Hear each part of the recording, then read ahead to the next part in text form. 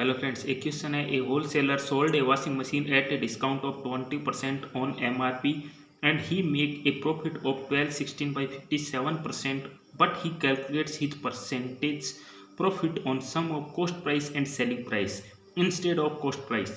If cost price of washing machine is ₹2000, then find the MRP of washing machine. Question क्या दे रखा है कि खुदरा विक्रेता है वो क्या करता है, किसी वॉशिंग मशीन को क्या करता है 20% की छूट पर बेचता है, बट वो अपने परसेंटेज को क्या करता है क्रय मूल्य और विक्रय मूल्य के योग पर क्या करता है काउंट करता है, और इस हिसाब से उसका प्रॉफिट होता है वो कितना होता है 12 से 16/57% होता है।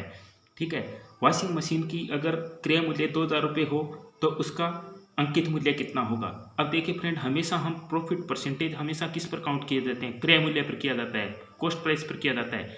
ठीक है, जब तक कोई कंडीशन नहीं है तो हमेशा क्रय मूल्य पर कॉस्ट प्रॉफिट परसेंटेज को काउंट किया जाता है। लेकिन इसने कंडीशन दे दी है कि जो व्यक्ति होलसेलर है वो अपने प्रॉफिट को क्या करता है कॉस्ट प्राइस और सेलिंग प्राइस के सम पर क्या करता है अपने को प्रॉफिट को काउंट कर रहा है। अब देखिए उसका प्रॉफिट कितना दे रखा है 1216 by 57% दे रखा है। अब इसको अगर मैं कन्वर्ट करता हूँ तो क्या होगा, अगर 12 को 57 से मल्टीप्लाई करता हूँ तो पहले मैं 50 मान के करता हूँ तो कितना हो गया 600, और फिर 7 से करता हूँ तो कितना हो गया 84, 684, उसमें 16 ऐड करूँगा तो कितना हो गया 700। ठीक है, और अपॉन में कितना आ गया 57%, और इसको मैं कन्वर्ट करता हूँ तो ये कितना हो गया 7/57। ठीक है, अगर ये नॉर्मल होता तो मैं क्या करता इसको कॉस्ट प्राइस मानता। ठीक है, और ये उसका क्या हो जाता प्रॉफिट हो जाता। लेकिन इसने कंडीशन दे रखी है कि इसने अपने प्रॉफिट को किस पर काउंट किया है cost price plus selling price पर काउंट किया है। इसका मतलब ये 57 क्या है, मान लेते हैं कि cost price plus selling price है और उसका जो प्रॉफिट है वो कितना है 7 रुपये का है। अब देखिए अगर मैं अलग अलग कन्वर्ट इसको फाइंड करना है मेरे को, कॉस्ट प्राइस कितनी है और सेलिंग प्राइस कितनी है, तो अक्योने में अगर सम 57 है उसमें से 7 प्रॉफिट को अगर मैं माइनस कर दूं तो कितना बचेगा, जो बाकी बचेगा उसको मैं आधा आधा कर दूं। ठीक है, तो यहाँ से अगर मैं आधा आधा कर देता हूँ तो यहाँ से कितना हो जाएगा, अगर 57 में से 7 अगर प्रॉफिट में माइनस कर देता हूँ तो जो 50 बचेगा उसको 25 मान लेता हूँ कि कॉस्ट प्राइस मेरा 25 प्लस सेलिंग प्राइस भी कितना हो गया 25।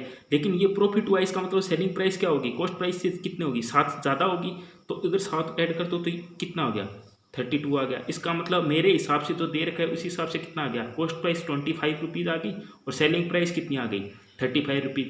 लेकिन क्वेश्चन में मेरे का क्या दे रखा है कि कॉस्ट प्राइस 2000 रुपये है, उस हिसाब से मेरे को क्या करना है MRP निकालना है। अब मेरे को कॉस्ट प्राइस 25 रुपये पता है, सेलिंग प्राइस 32 रुपये है, और इस हिसाब से मैं क्या निकाल लेता हूँ MRP निकाल लेता हूँ। इससे मेरा रिलेशन आ जाएगा, उस रिलेशन से मैं डायरेक्ट क्या कर दूँगा कैलकुलेट कर लूँगा।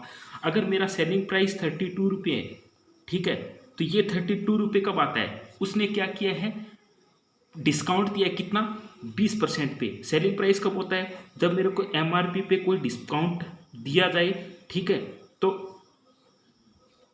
डिस्काउंट कितना दे रखा है 20%, इसका मतलब MRP से मैं क्या करता हूँ माइनस का 20% कर दूँ, उसको जो डिस्काउंट दिया उसको माइनस करता हूँ तो मेरी सेलिंग प्राइस आ जाएगी।